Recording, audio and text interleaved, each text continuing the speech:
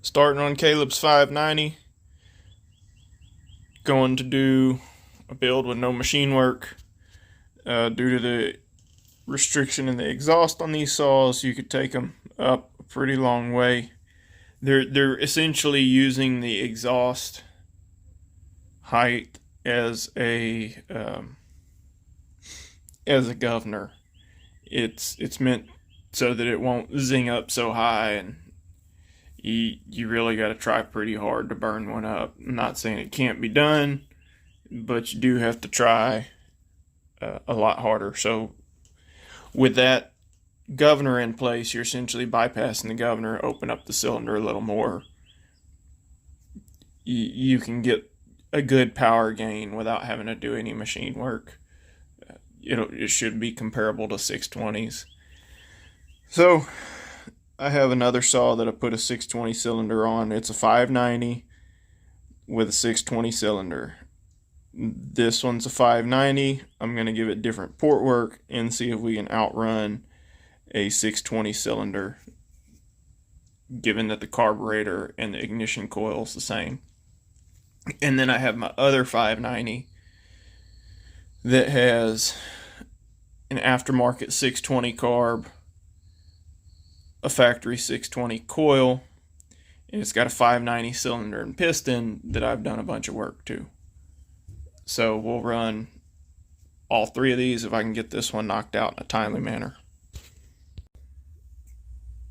Got the cylinder off. You can see where the gasket's kind of stuck on there. First thing I'm going to do, since I'm going to have to clean all this gasket out anyway, I'm going to do the casework first. You can see the spots that aren't colored or discolored. Those are the spots I'm taking out, and little corners there. And then I'm just going to match the transfer lowers to the gasket since it's all stuck on here. And then my plan is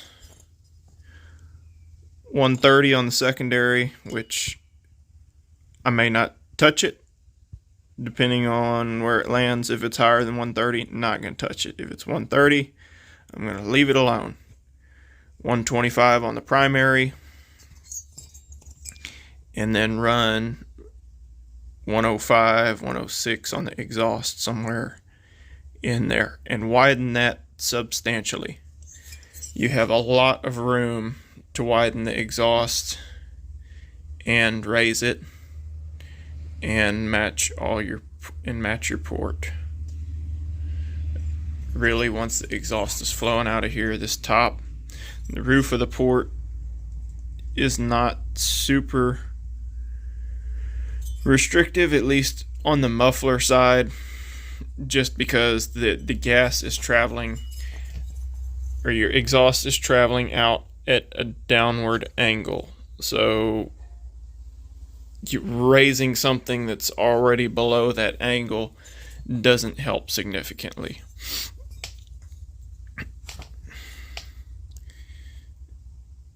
But there's a significant portion you can widen on each side of this exhaust. So I have to clean that, trim it up, trim up the case, clean all the gasket off, and then we're going to be ready to time it. Intake 78, secondary 132. I'm going to take that one out to the bevel and then re-bevel it. Primary is at 131. I'm going to try and take it to 125. Exhaust is 112. I'm going to take that to 105, 106. The primary and secondary on a 620 read at 127, and the exhaust reads at 106. So if you want to technically change it, it's the same as 620. 127 on both, 106, 78. What I'm trying to find out is if by just moving the primary, can I get the same result? If I can't, then I know this evening I got to go back into it, push to 127, and it'll outrun the 620. Got my cylinder marked out. The width I need to go to is roughly, it's the inside of that black line on the edges. That's how far I need to go out. The black line below that is the exhaust. That's how far I got to move it. That's very significant. That is a very significant amount to move an exhaust, and that's why I had mentioned that you can get pretty decent improvements on this cylinder without machine work, because would be non-optimal porting or non-optimal port timing. So what we're doing is we're improving the port timing here. Same for the primary. I got to move that a significant amount. And then the secondary, I'm just going to scooch the corner through the black line and then bring everything else to it, or at least for about half of that port. I'll have it lined up with the black line.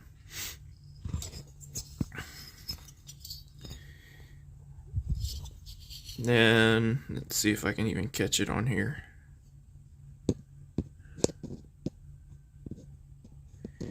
I can't even get it on a camera angle. Anyway, there's a dull area up at the top. I think these can be machined a little bit further than what I additionally thought, but I'll have to sacrifice one of my own cylinders for that one day to determine how far you can go. If you had a lathe, you'd probably measure that out pretty easily, but I don't have one. Don't have the measurement equipment needed to figure out that distance. Anyway, gotta get to grinding. I overshot the numbers a little bit, but that won't hurt it. I don't know how much. I think I nailed the exhaust at 105, but the primary is probably going to be like 123, and I got the secondaries firing kind of on a slope. They're probably going to be 124. They're pretty close. The exhaust is huge compared to what it was. Got the cylinder back on, and we're sitting at 105, 124, and we crack at 127. We're fully open at like 130. Should be pretty good. Intake is like 79, 78 or something, whatever it is. I didn't mess with the intake. So I'll get it together and hopefully have some test cuts later on today.